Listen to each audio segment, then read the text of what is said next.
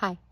So lastly, I'm still very sad about this when I'm talking about it, because I think of all the people, even though they were evil in their heart and had violence and many things, it still makes me really sad to think of, the depths of what God chose to do in the destruction of humanity, his own creation, the wickedness that must have been occurring on earth for him to have come to this decision, because God is love, like God is loving.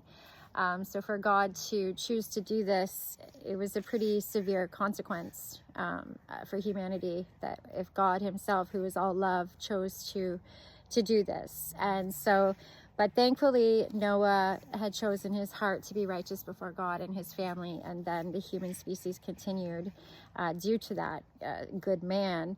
And so then as time went on, the water receded, and God allowed Noah to open the ark. And so once he opened up the ark for Noah, or that he allowed for Noah to come out, he said, now I make a covenant with you, and I will never ever do this again to earth. He regretted having done the flood in the entire earth. For the earth and its beauty, he promised to never flood the entire earth again. To Noah, he said, this will never happen again. I make a covenant with you that I will never flood the earth again. And we all know the rainbow. So this is his sign and promise to humanity, or firstly his covenant to Noah. He said, I will give this sign of the rainbow in the clouds as a sign of my promise to you that I will never flood the earth again. And so yes, so after Noah did come out, he built an altar to God, and incense was burned, and this is what stirred God to come forward with the righteous heart of Noah and create this new covenant with him, and release onto him this promise that I will not do this again. I will never flood the earth and destroy all humans again, or animals.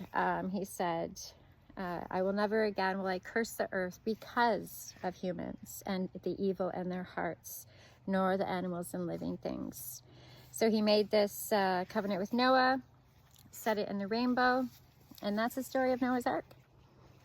So yeah, like I said, it's a hard one to understand for me sometimes, because I love people, and but this is where I trust divinity. I trust the Creator and the sovereignty of it. It was his creation, and he chose to start again. And so this is the story in the Bible of Noah's Ark and the rebirth of humanity after a very wicked time. Thank you very much. Have a nice day. Bye.